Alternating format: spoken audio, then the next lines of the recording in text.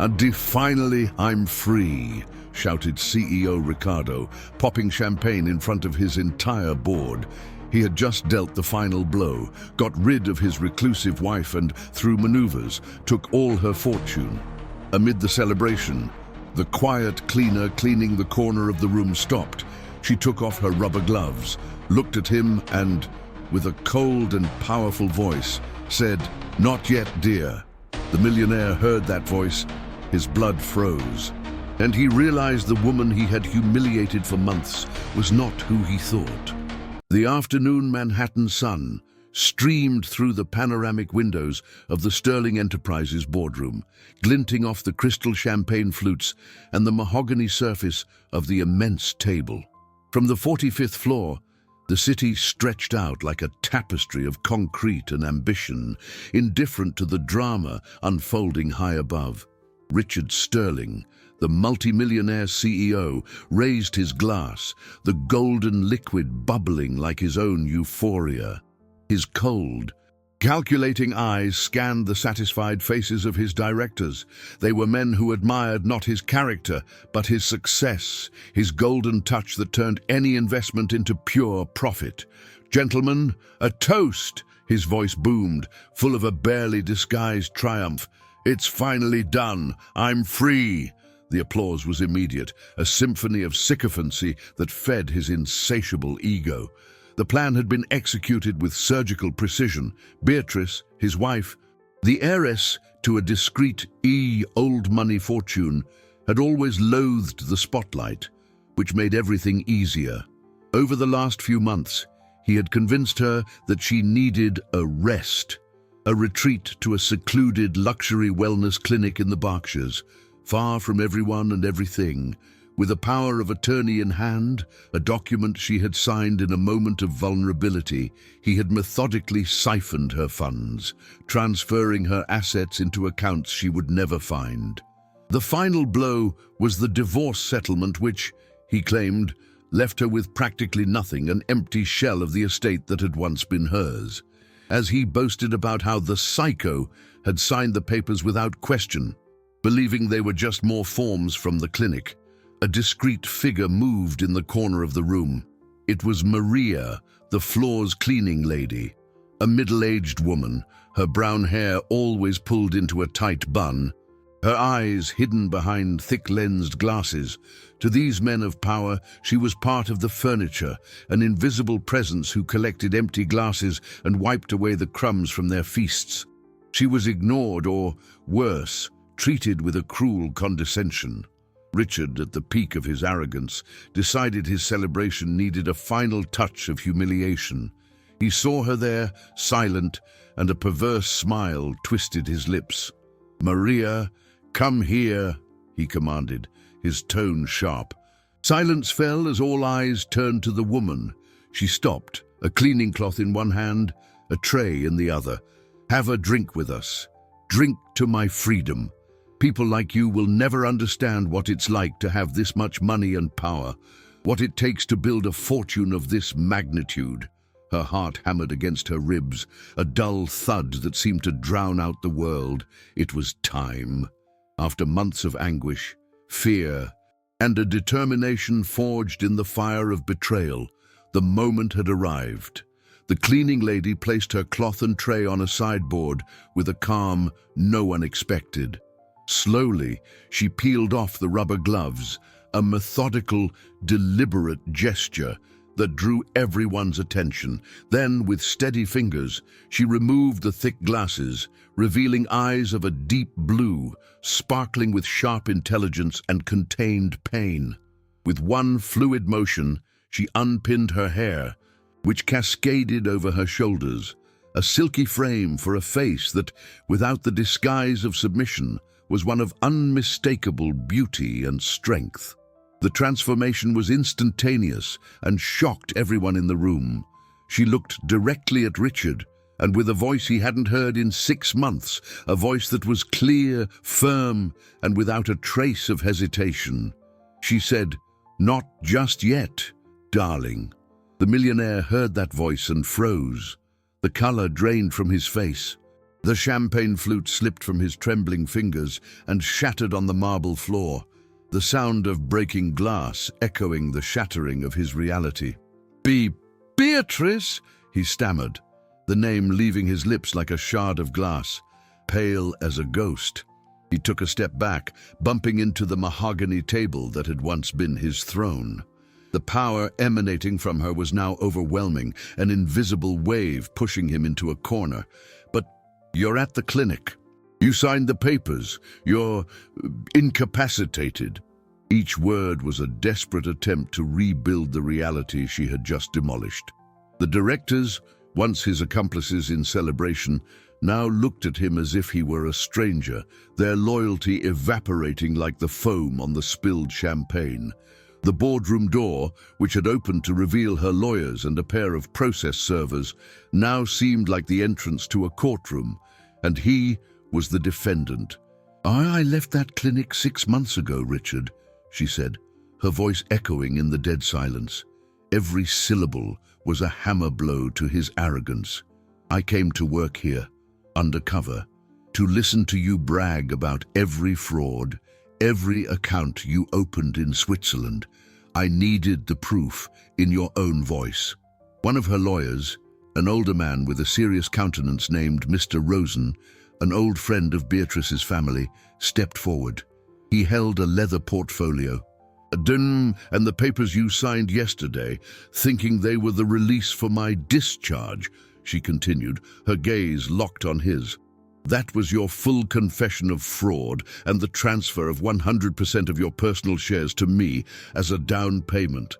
Beatrice leaned over the table, her face now inches from her shocked husband's.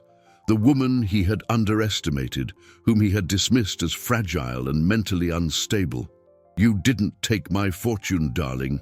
You gave me yours. And you're not free. You're caught. The word caught hung in the air, freighted with a weight that went beyond iron bars.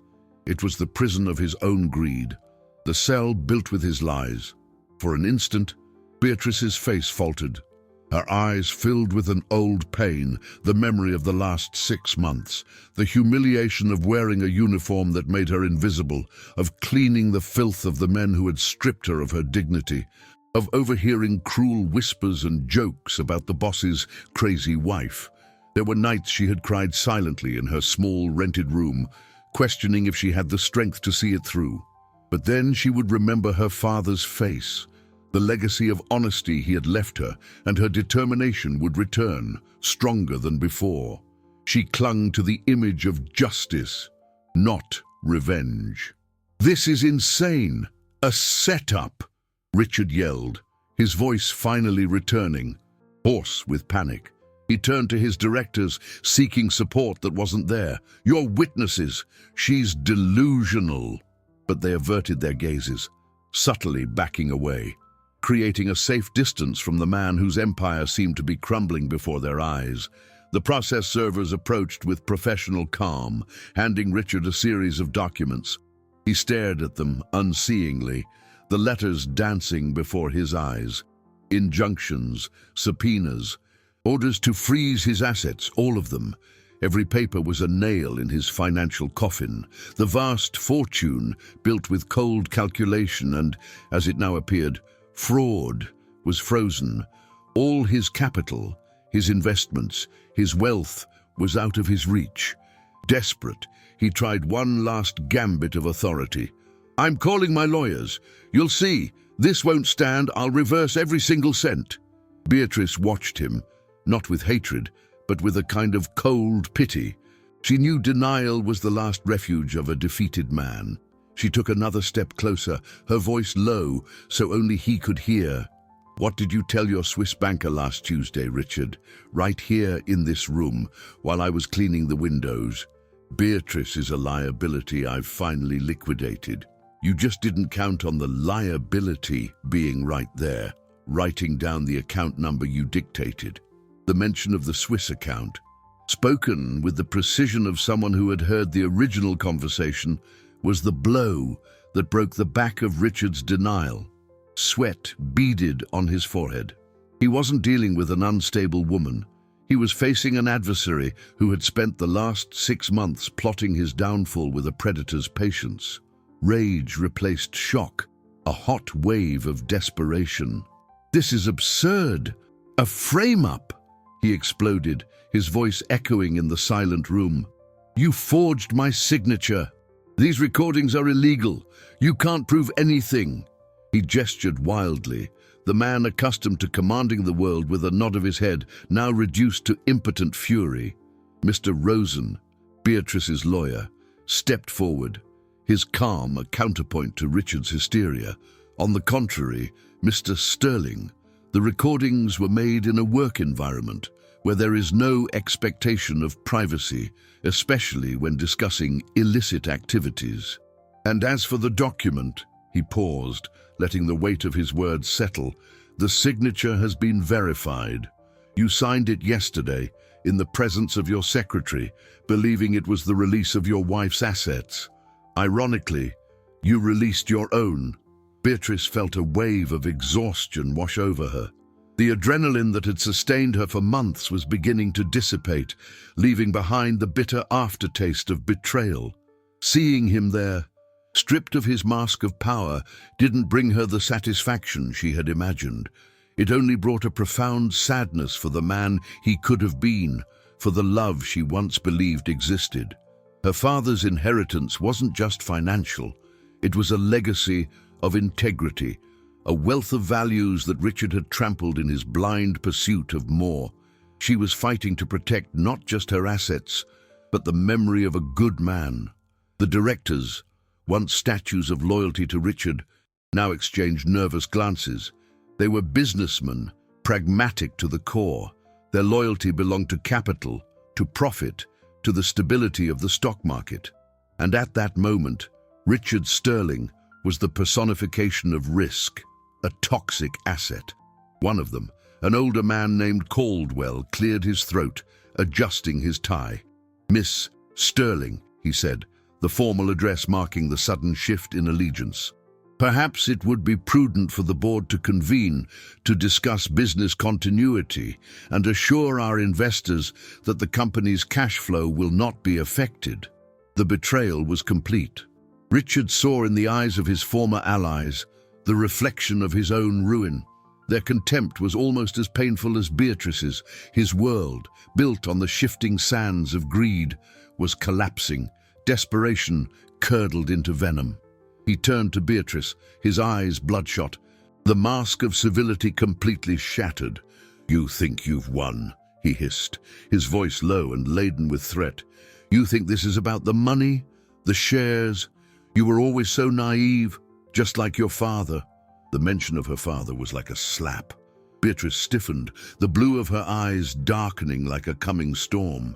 She braced herself for what was next, knowing he would aim where it hurt most. Richard leaned over the table, planting his knuckles on the polished wood, his face inches from hers.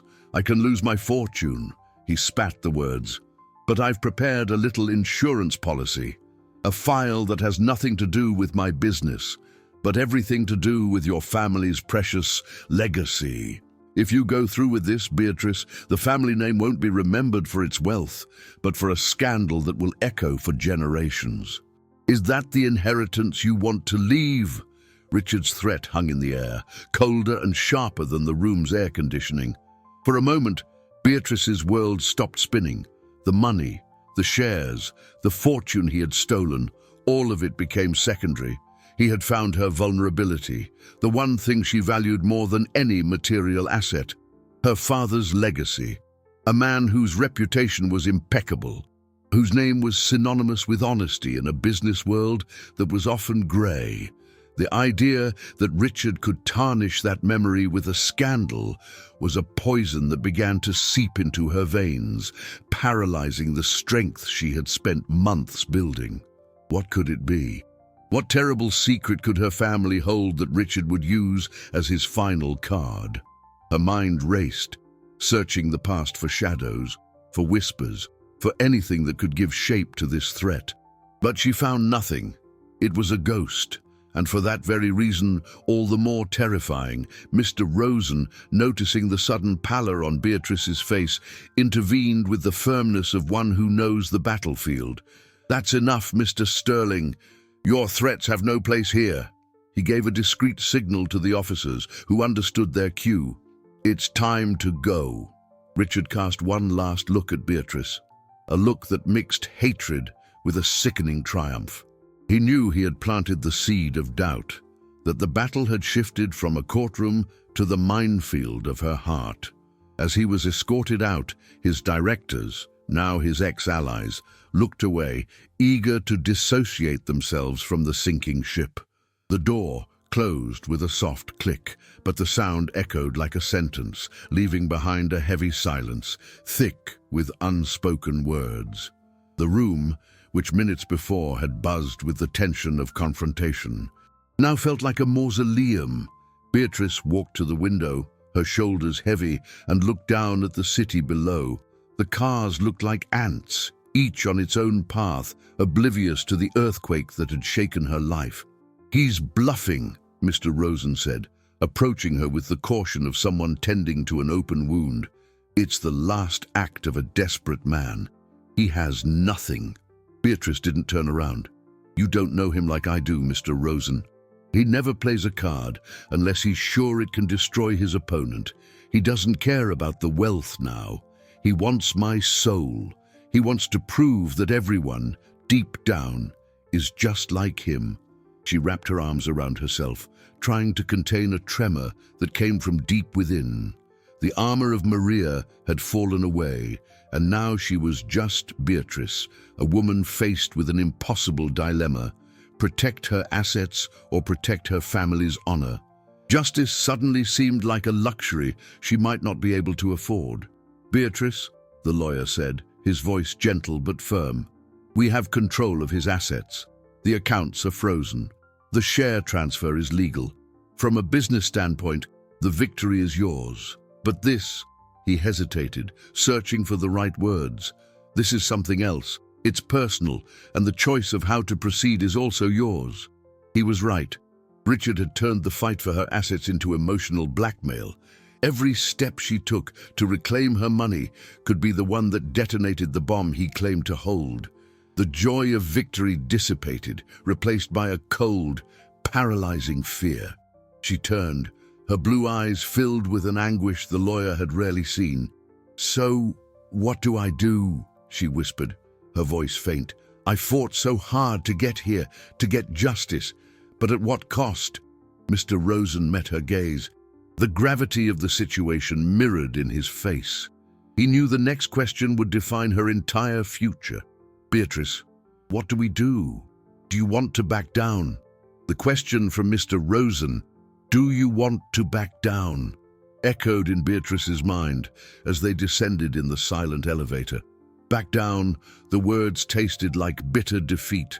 After months of living in the shadows, of swallowing humiliation and feeding on the hope of justice, the thought of taking a single step back was physically painful. When the steel doors opened onto the ground floor, the late afternoon light blinded her for a moment. She felt exposed, vulnerable. "I need some time to think," she said, her voice little more than a whisper. "Alone." The lawyer understood. He simply nodded, concern etched on his face, and watched her walk away, a solitary figure blending into the indifferent crowds of Park Avenue. Instead of hailing a cab to the luxurious apartment she hadn't seen in months, her feet carried her, by instinct, to the small rented room in a modest neighborhood in Astoria, the sanctuary that had been her home as Maria. The place was simple, almost monastic, but it was real. It was the opposite of the world of appearances she had just left behind. Closing the door, she leaned against the wood and shut her eyes. The room's silence, a stark contrast to the chaos in her mind. On the small dresser, there was a single photo in a worn silver frame, she and her father, smiling, on a sailboat years ago. She picked up the portrait, the cool glass against her fingertips. The memory came with overwhelming clarity. She had been 16 and was complaining about a classmate whose father flaunted his wealth ostentatiously. Her father, his hands steady on the tiller, had looked at the horizon and said, "Beatrice, never confuse money with wealth. Money buys things. Wealth builds legacies. Our most valuable asset isn't in stocks or bank balances. It's in our name. It's the one inheritance no one can take from you, but that you can lose in a single act." Those words, which at the time had seemed like just a lecture, now sounded like a prophecy. Richard didn't want her funds, her capital. He wanted to destroy what her father had defined as the family's true fortune.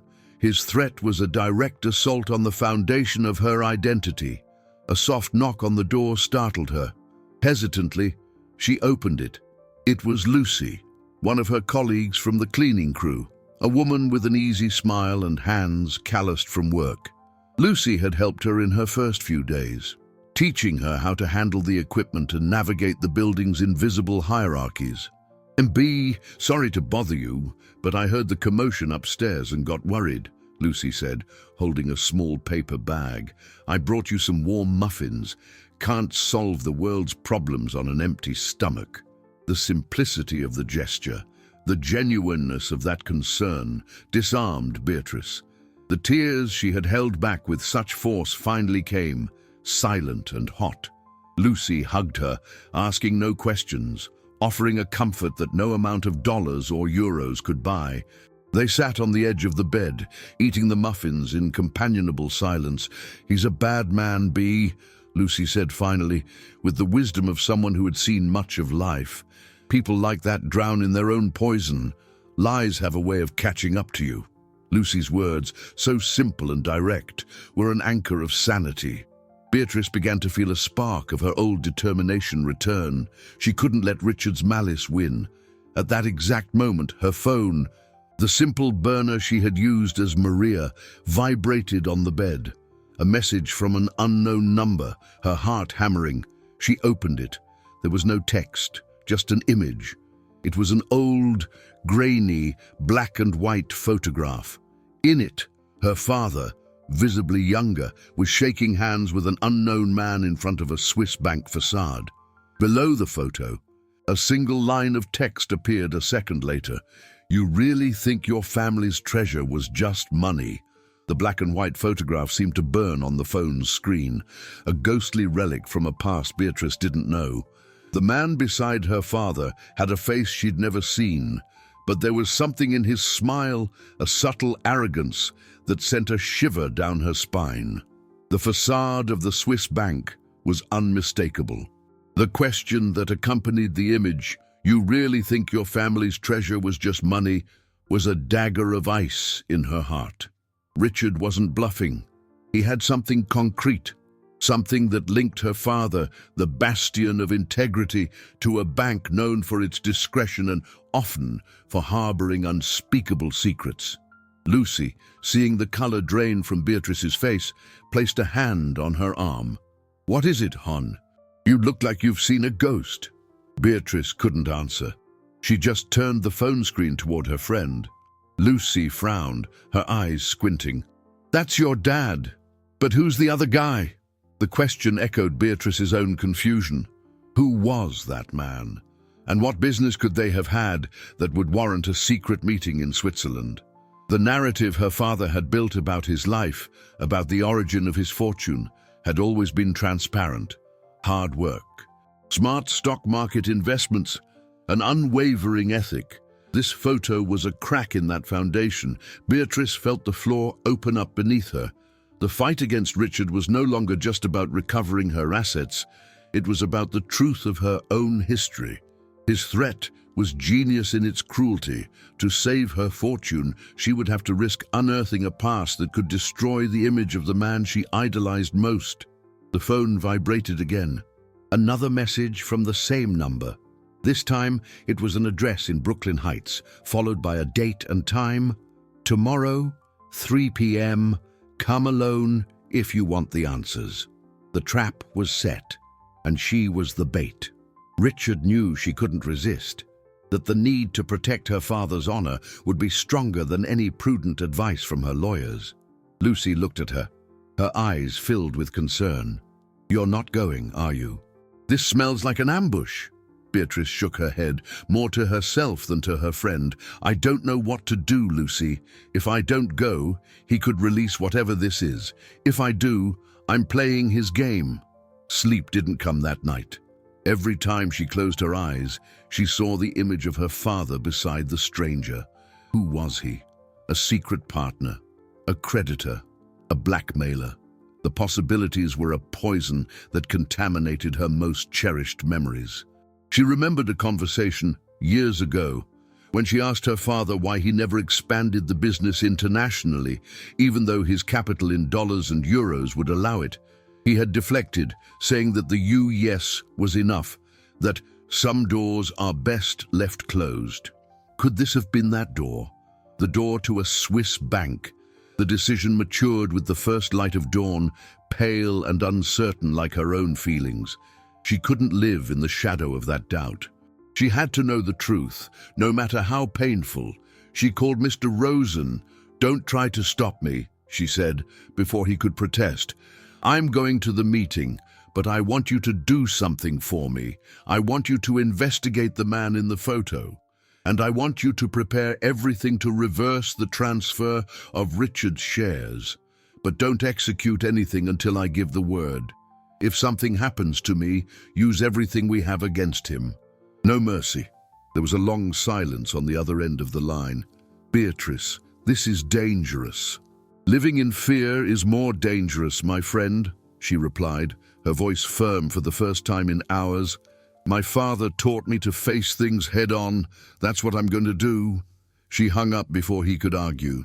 As she prepared for the meeting, she didn't choose the clothes of Beatrice Sterling, the heiress, but the simple jeans and discreet blouse of Maria. It was the armor that reminded her of her strength, of the woman she had discovered herself to be over the past 6 months. As she was leaving, Lucy was waiting at the door, holding a small object in her hand. It was a St. George medal. "For courage," her friend said, fastening it around her wrist. "A warrior doesn't run from a fight." With the cool metal of the medal against her skin, Beatrice walked toward her destiny, not knowing if she was heading toward answers or her own ruin. Brooklyn Heights welcomed her with its bohemian charm and a silence that seemed to watch her. The cobblestone streets curved up hills, flanked by old brownstones that held stories in their colorful facades. The address Richard had sent was not an abandoned warehouse or a gloomy office, as a part of her had feared, but an imposing house with a wrought-iron gate and purple wisteria cascading over the wall. The place radiated an old dignity, a calm that violently contrasted with the storm inside her. Beatrice took a deep breath, the cool metal of the St. George medal on her wrist serving as a small anchor. She rang the bell. The seconds of waiting felt like an eternity. The door opened, not with the sinister creak of a suspense movie, but smoothly. The person who greeted her was not one of Richard's thugs, but an elderly woman with white hair and kind eyes, wearing a spotlessly clean apron. "Ms. Beatrice, we've been expecting you. Please, come in." Beatrice's confusion deepened. She was led down a cool, quiet hallway into a living room bathed in the soft afternoon light. The room smelled of old books and beeswax. Tall shelves, filled with leather-bound volumes, lined the walls. Sitting in a velvet armchair, facing the window, was an old man wrapped in a wool shawl despite the mild warmth. Beside him, a dark wood cane. When he turned, Beatrice caught her breath. It was the man from the photograph. Time had etched deep wrinkles onto his face and thinned his hair, but his eyes, of a piercing intelligence, were the same. "Beatrice," he said, his voice frail but clear, "forgive me for bringing you here this way. My name is Victor Vance." He didn't stand, but indicated a chair opposite him. "I was your father's best friend." The revelation hit her like a wave. Best friend. Her father had never mentioned that name. She sat, her body rigid with suspicion. "Richard sent me here. He's using you to threaten me." Victor smiled, a sad smile that didn't reach his eyes. Richard Sterling is a vulture, my child. A man who digs through the past looking for carrion. He found our trail, but he didn't understand the nature of the hunt. He thinks this is about dirty money, a hidden fortune. He paused, gathering his strength. The truth, Beatrice, is that your father was a hero, a silent hero. He then began to tell the story of how, decades ago, during the Cold War, he and Beatrice's father used their international contacts and investment skills to create a fund, a refuge. They weren't laundering money. They were saving the assets of families being persecuted by oppressive political regimes in South America, people whose property would be confiscated, whose lives would be destroyed. The Swiss bank wasn't a vault for greed, but a safe harbor for hope. The inheritance your father was so proud of wasn't profit, Beatrice, but the dozens of families who were able to start over thanks to that protected capital, Victor continued, his eyes welling up. We called it the Phoenix Fund. Richard discovered the records, but he only sees the numbers. He wants to use this to paint your father as a criminal, to destroy not just you, but the legacy of dozens of people. The truth was so vast, so unexpected, that it left Beatrice breathless. Her father didn't have a dark secret, he had a secret mission. The fight was no longer about her shares or her house. It was for her father's honor and the security of countless families. Richard's blackmail was 1,000 times crueler than she had imagined. The emotion choked her, a mixture of pride, pain, and a new, overwhelming responsibility. So what do we do? She asked, her voice thick. Victor leaned forward, urgency lending strength to his voice. Richard can expose the fund, but he can't touch it. To move the assets, 2 cryptographic keys are required. I have one, your father had the other, but he knew that one day someone might come looking for it. That's why he created a 3rd layer of security. He looked at her, the intensity of his gaze holding her captive. Your father hid the final password, the only thing that can protect the fund, and he hid it in a place that only you, his true treasure, could find. Victor's words hung in the air, freighted with the weight of decades of secrets and sacrifice. A password, hidden in a place that only she, Beatrice, could find. The revelation was an earthquake that reconfigured everything she thought she knew about her father. He wasn't just an upstanding businessman. He was a guardian, a strategist who had planned his defense far beyond his own life. The complexity of his character, the depth of his altruism, filled her with a pride so intense it almost made her forget her fear. Almost. The responsibility that now fell on her shoulders was immense. The security of countless families, the legacy of her father and Victor, all depended on her finding a password whose existence she hadn't known of until that moment. Where? She whispered, the most important question of her life. Where do I look? Victor offered a weary smile. If I knew, my dear, I would have solved this long ago. Your father was a man of symbols, of hidden meanings. He loved riddles, wordplay. Think of something that was just for the 2 of you. A memory, an inside joke, a place. The password isn't a random string of characters. It's an answer to a question that only you know. Beatrice's mind spun. Her childhood and adolescence with her father replayed before her eyes like a high-speed film. There were so many moments, so many conversations. Where, among all those memories, could the key be? Was it a phrase spoken during sailing lessons? The name of their first dog?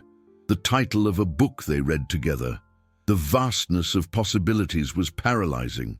Richard, with his mind focused only on profits and dividends, would never understand this logic.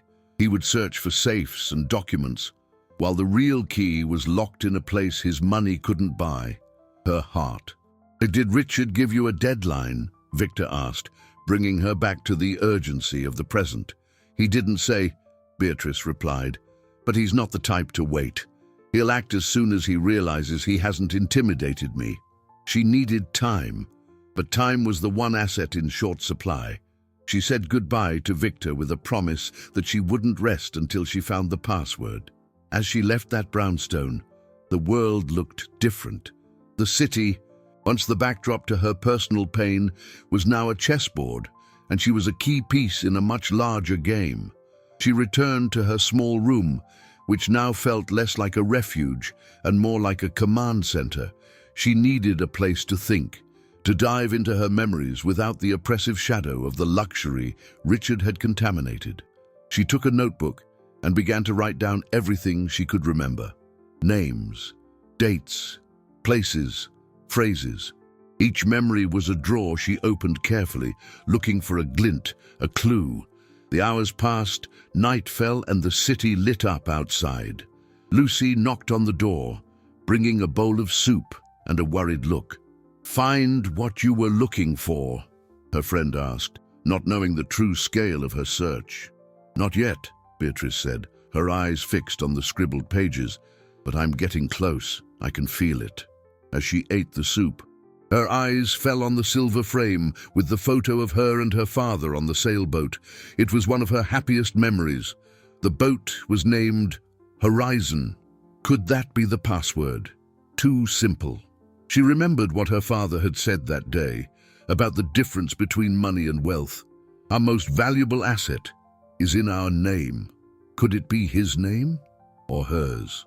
That also seemed too obvious. Frustration began to set in. What if she couldn't find it? What if Richard acted first? The pressure was overwhelming. Tired, she lay down, the notebook beside her. Sleep came, heavy and filled with fragmented dreams. She dreamed of the sea, of the sailboat cutting through the waves. In the dream, her father was at the tiller, smiling. He pointed to the sky, to a constellation. She didn't recognize the stars. He turned to her and said something, but his voice was muffled by the sound of the wind. She tried to listen, strained to hear, but the only word she understood was compass. Beatrice woke with a start, her heart racing. Compass. She sat up in bed, her mind alert. Her father had given her an antique brass compass for her 15th birthday. He had taught her how to use it, not just for navigating the sea, but for life. "When you feel lost, remember where your north is," he had said. Where was that compass? She hadn't seen it in years, but she knew exactly where to look. In her father's old jacaranda wood desk, in a secret drawer he had shown her as a child, a compartment that held her childhood treasures. What if the real treasure had been there all along? The old jacaranda desk was in the library of the home she had once shared with Richard. Returning to that place was like walking into a minefield of painful memories. Every object, every picture frame, every book on the shelf was a reminder of the life he had stolen and corrupted. But now, the purpose of her visit was greater than her pain. Accompanied by Mr. Rosen, who met her at the door with a court order granting her the right to retrieve personal belongings, Beatrice entered the house that no longer felt like hers. The air was still, the silence heavy. It was clear Richard hadn't been back since the confrontation. She ignored the living room, the dining room, the spaces they had shared, and went straight to the library. The smell of leather and paper instantly transported her back to her childhood, to afternoons spent on the Persian rug while her father read aloud.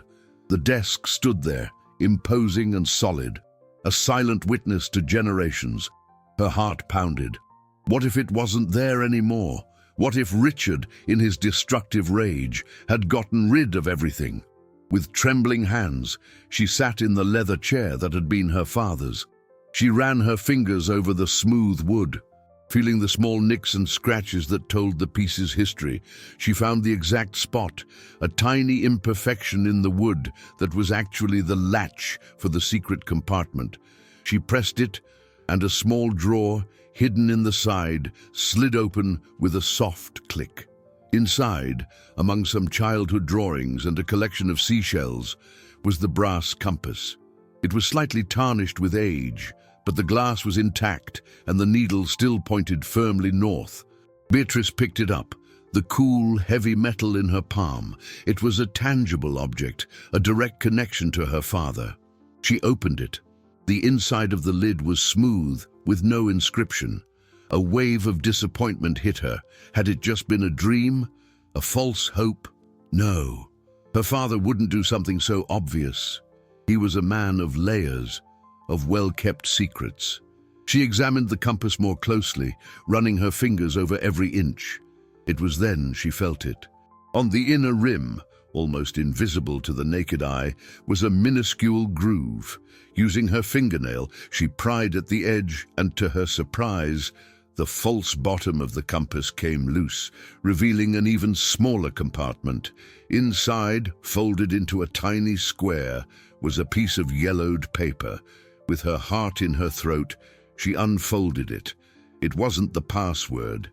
It was a riddle, written in her father's elegant script, where the horizon meets memory. And the first light touches our name. There lies the key. It is not the destination, but the journey. It is not the treasure, but its guardian. Mr. Rosen, who had been watching silently, came closer. What does it say? Beatrice read the riddle aloud. The lawyer frowned. That sounds poetic, but hardly practical. But to Beatrice, every word was a beacon, where the horizon meets memory. The horizon was the sailboat's name. The memory was of that day, of that conversation about wealth and legacy. The first light touches our name, their surname, while not directly from an old word for sunny place, as in the original, carried the weight of their lineage, their name, which was to be illuminated. And the first light was the sunrise. It is not the destination, but the journey.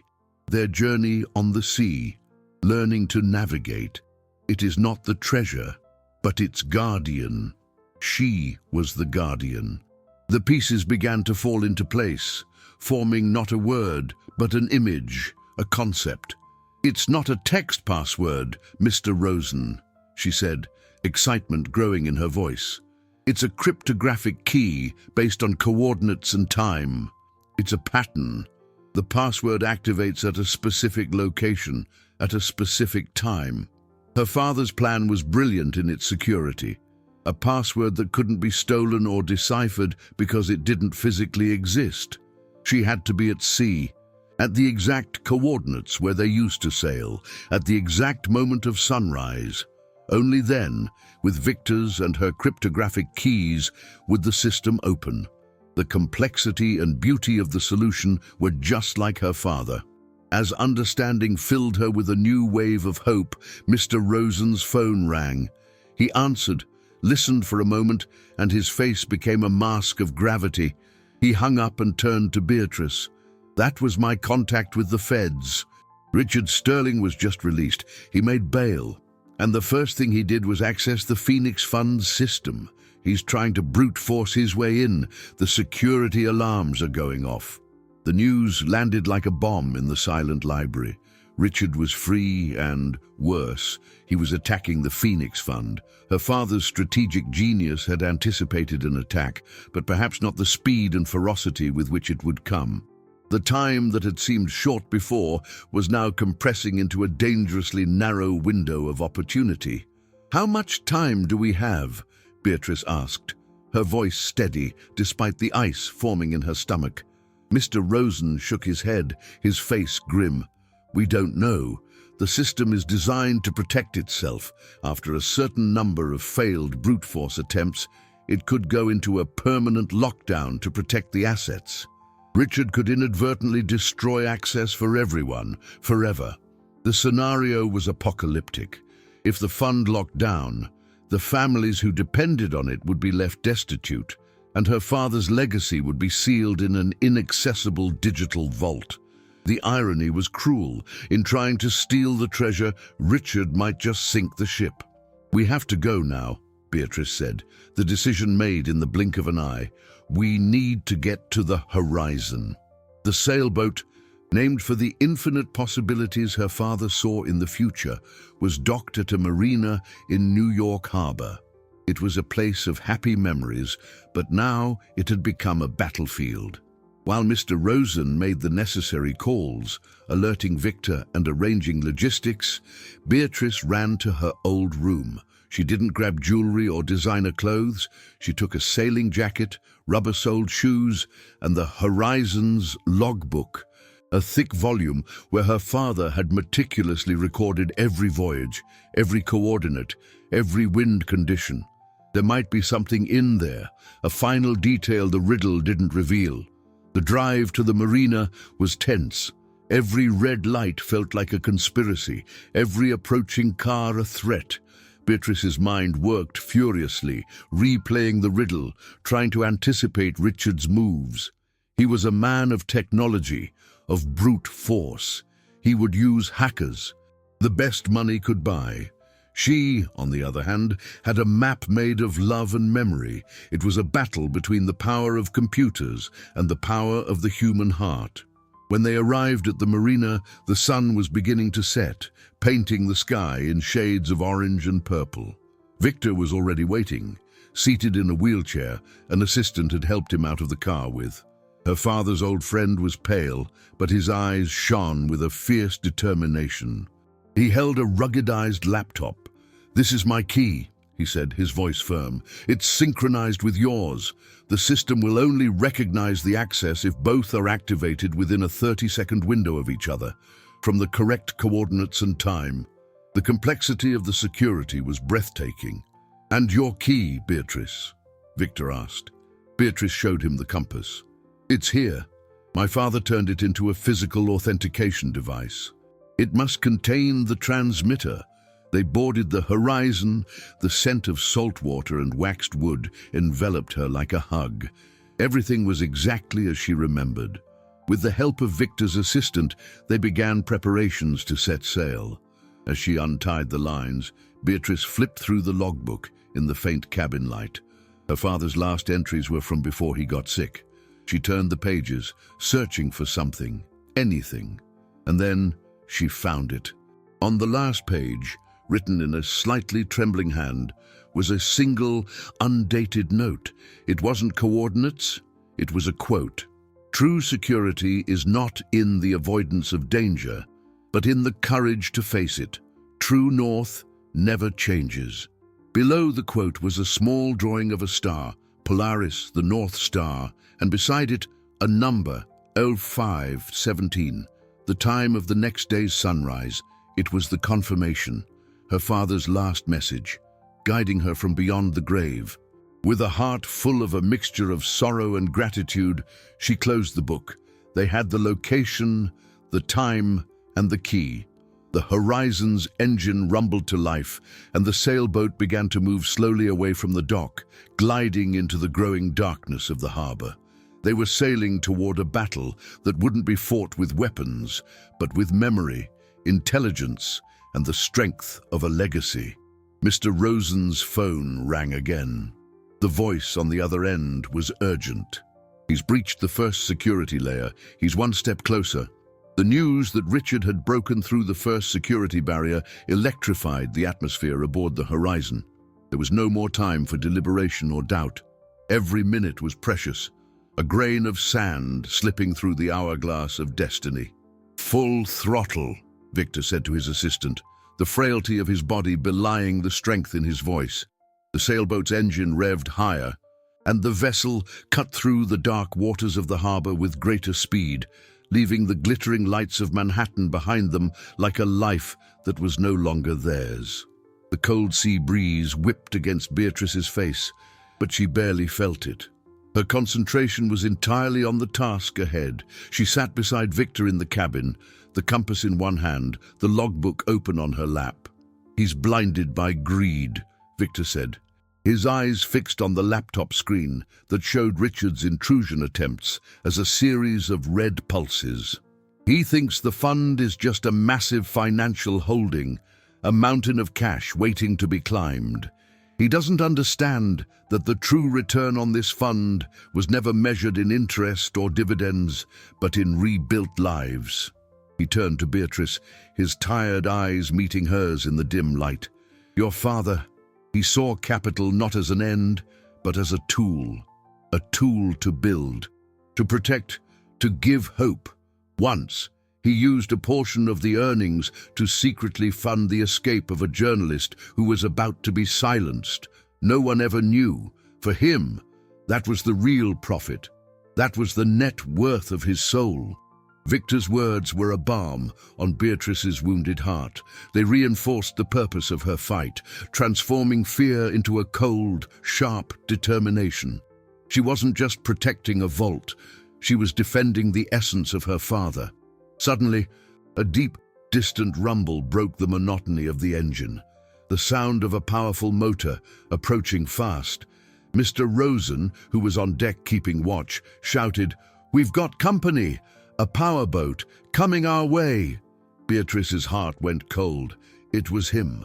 Richard had found them. How? A tracker, an informant at the marina. It didn't matter. He was here. The powerboat, a sleek black luxury craft, stopped at a safe but menacing distance. A powerful searchlight swept the darkness and found them bathing the horizon in a blinding white light. Then a voice, amplified by a megaphone, tore through the night. "Beatrice, a lovely night for a sail, isn't it?" Richard's voice dripping with sarcasm and venom. "I admire your persistence, but you're wasting your time. My tech guys are minutes away from cracking your ridiculous password. Give it up, darling. Head back to the dock. And maybe I'll be generous in your final settlement." His arrogance was as vast as the ocean around them. Beatrice stood up and walked onto the deck, standing in the glare of the searchlight, a defiant silhouette against the night. She wouldn't shout back. She wouldn't give him that satisfaction. She just stood there, silent, the compass held firmly in her hand. Her silence seemed to enrage him more than any insult could. Time ticked by. The night deepened. They were approaching the coordinates. On Victor's laptop, the red pulses of Richard's intrusion intensified. "He's getting desperate," Victor muttered. "He's throwing everything he has at it." Only a few minutes remained until 05:17. The sky to the east was beginning to lighten, heralding the sunrise. It was time. "Get ready," Victor said. "Beatrice, activate the compass." Beatrice flipped open the compass lid. A small green light began to blink. Victor typed a sequence on his keyboard, activating his own key. "Synchronizing now," he said. On the screen, a progress bar appeared, establishing secure connection. But the bar stopped at 10%, and an error message flashed in red. "Signal blocked. External interference detected." From Richard's boat, the voice returned, now filled with malevolent triumph. "Did you really think it would be that easy? I may not be able to get in, Beatrice, but I can also make sure you never do." The signal-blocked message on the laptop screen was a death sentence to their hopes. Richard's triumphant voice, echoing over the water, was the executioner's hammer. For a moment, defeat was total. The air seemed to grow colder, the grey light before dawn more desolate. Victor slammed his fist on the side of the laptop, a gesture of impotent rage. Mr. Rosen swore under his breath, glaring at Richard's boat as if he could sink it with the force of his gaze. All the planning, all the courage, Beatrice's entire emotional journey to get here seemed to have unraveled in an act of technological piracy. She looked down at the compass in her hand, the metal now feeling cold and useless. Her father's legacy, the fate of so many families, all would be lost because of a signal jammer. Despair threatened to swallow her. She closed her eyes, and an image of her father surfaced in her mind, not on the sailboat, but in the small workshop behind their house, fixing an old radio. She was a child, watching him, fascinated.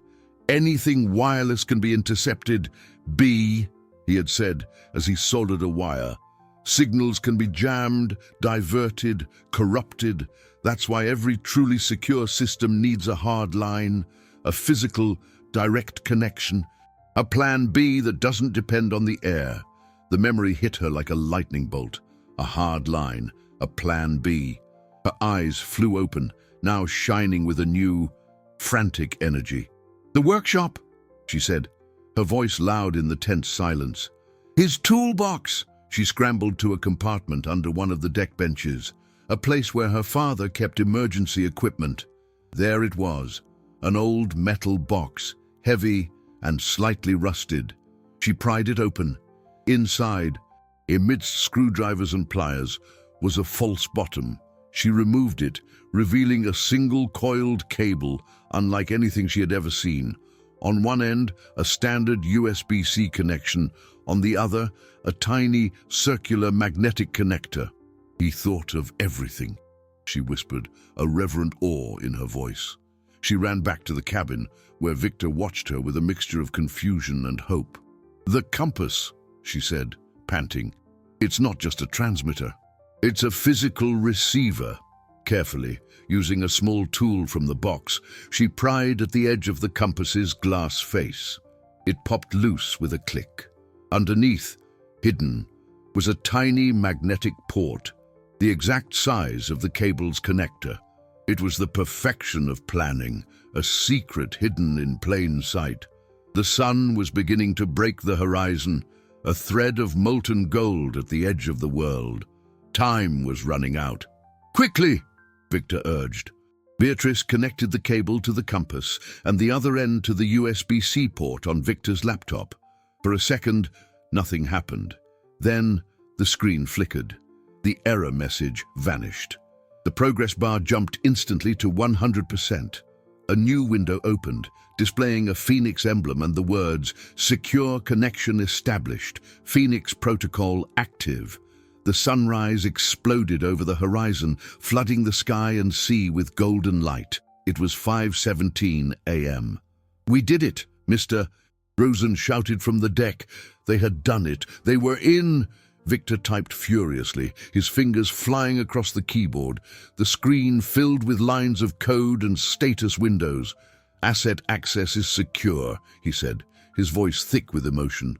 "Initiating transfer to custodial accounts. He can't touch anything anymore." The feeling of relief was so overwhelming that Beatrice had to lean against the table for support. Tears streamed down her face. Tears not of sadness, but of a deep, exhaustive gratitude. From the nearby boat, Richard's voice came again. But now there was a note of confusion, of panic. "What's happening? What did you do?" He was watching his access being revoked in real time. But Victor wasn't finished. A slow, grim smile spread across his wrinkled face as he looked at the screen. "Oh, Richard, you shouldn't have tried to force the door." He turned to Beatrice, his eyes gleaming with a light of cold triumph. He didn't just fail to get in. By attempting a brute force attack against an active Phoenix protocol, he triggered the final consequence. "Your father's insurance policy." He pointed at the screen. "He didn't just lose access, Beatrice. He gave us total control of his boat's navigation and engine systems." Victor's revelation was the final turning point. The twist that no one, not even Beatrice in her wildest dreams of justice, could have predicted. The hunter had become the prey. The Phoenix Fund's security system wasn't just a defensive wall, it was an ingenious trap. Richard, in his technological arrogance, had walked right into it. On Victor's laptop screen, a new interface opened up, showing a diagram of Richard's boat, complete with controls for the engine, rudder, and electrical systems. "This was your father's genius," Victor said with palpable admiration. "He knew the best defense is a good offense. The protocol doesn't just block the intruder, it seizes control of the intruder's system. A digital quarantine that becomes physical." Richard's voice on the megaphone was no longer triumphant, but filled with impotent rage. "What did you do to my boat? I can't start the engine. The controls are dead." He was adrift, a prisoner in his own luxury cage. Mr. Rosen, watching everything from the deck, took out his phone. "I'm notifying the Coast Guard and the feds. He's in territorial waters, in an unregistered vessel, attempting to commit an international cybercrime. I think he'll have a lot of questions to answer." As the lawyer made the calls, Victor, with a click of the mouse, cut the power to Richard's searchlight and sound system, plunging him into darkness and silence. The threat had been neutralized. The sun was higher in the sky now, and the horizon bobbed gently on the waves, no longer a refuge on the run, but a victorious fortress. Beatrice sat on the deck, the warmth of the morning sun on her face, and felt the weight of the last 6 months begin to lift. The identity of Maria, the armor she had worn to survive, dissolved completely, not to reveal the fragile heiress Richard had tried to create, but a woman forged in adversity, stronger and wiser. She looked at Victor, whose face, despite his exhaustion, radiated a deep peace. "Thank you," she said, the simple word carrying the weight of the world. "His legacy is safe, thanks to you." Victor smiled. "No, my dear. Thanks to him, and thanks to you. You have his heart and his courage." The resolution of the conflict unfolded with the efficiency of justice finally finding its course. With control of the boat and the irrefutable evidence of the attempted hack, added to the fraud confession Richard had signed, the case against him was overwhelming. The authorities arrived swiftly, and Richard Sterling, the multimillionaire who had once toasted his freedom, was taken into custody, his personal fortune now legally in Beatrice's hands as part of the damages. The directors of Sterling Enterprises, in a desperate bid to save the company and themselves, cooperated fully with the investigation, revealing other schemes and minor frauds Richard had orchestrated over the years. His empire didn't just crumble, it imploded, revealing the rotten foundations upon which it was built. In the days that followed, Beatrice, with the help of Mr. Rosen and Victor, took over the management of the Phoenix Fund. She met with representatives of the families protected by the fund, assuring them of the continuity and security of their assets. In every grateful face, in every story of overcoming, she saw the true dividend of her father's legacy. She had not only recovered her assets, she had found a purpose. She honored the family name not by accumulating more wealth, but by becoming the guardian of the hope her father had planted decades before. Her journey of suffering had transformed into an arc of not just personal, but collective triumph. The resolution was not merely financial, it was, above all, emotional. Beatrice was no longer the shadow of her husband or the heiress of her father. She was simply herself. And for the first time in a long time, that was more than enough. 6 months passed. The morning sun danced on the calm waters of New York Harbor, turning the sea's surface into a carpet of diamonds aboard the horizon. The silence was broken only by the soft sound of the sails catching the breeze and the occasional laughter of 2 women. Beatrice was at the helm, her hands steady, her serene face bathed in light. Beside her, Lucy, her eyes shining with a joy she never imagined experiencing, held a mug of coffee. There was no trace left of Maria or the frightened heiress. There was only Beatrice, a whole woman, captain of her own destiny. Richard's empire had turned to dust, his fraudulent dealings exposed, his name becoming a byword for greed. The vast fortune he had amassed, the millions in stocks, the investment funds, was all liquidated to cover damages and fines. What remained, a considerable fortune, was legally transferred to Beatrice. But to her, that money was not a trophy, but a tool, a responsibility. "It's funny to think," Lucy said, looking at the receding city skyline. "Those men in suits, with all that power, they thought their wealth was forever, and in the end, the cleaning lady they mistreated brought it all down." Beatrice smiled, a genuine smile that reached her eyes. "The greatest lesson I learned, Lucy, was as Maria. It was realizing that a person's real capital isn't on the stock market or in crypto accounts. It's in the dignity with which they treat others, in the courage they have to be invisible when necessary, and invincible when the time comes." She had transformed the Phoenix Fund. With the help of Victor and a new ethical management team, she expanded its reach. The fund now not only protected the assets of the persecuted, but also actively financed educational projects for vulnerable women and offered microloans to female entrepreneurs. Her father's inheritance flourished under her hands, generating a return that wasn't measured in dollars or euros, but in transformed futures. She used the fortune Richard had unwittingly given her to amplify the good, turning poison into an antidote. "So, what's next, boss?" Lucy joked. She was now the supervisor of a cleaning services cooperative that Beatrice had established and funded, ensuring fair wages and rights for her former colleagues. Beatrice adjusted the sailboat's course, pointing it toward the open sea. She took the old brass compass from her pocket. She no longer needed it for passwords, but she kept it as a reminder of her father, of her journey, and of what was truly essential. "My father taught me to navigate," she said, her voice soft but filled with an unshakable strength. "He left me more than money, more than assets. He left me a map and a compass. Now, I just have to keep sailing." She looked at the horizon, the vast blue stretching before her, not as a limit, but as an invitation. The pain of the past had become wisdom, fear had become strength, and loneliness had become a deep connection to humanity. She was free, not the empty freedom Richard had celebrated. The freedom of greed, but true freedom, the freedom to choose her own course, to define her own wealth, and to build a legacy that time could not erode. The wind filled her sails, pushing her toward the future.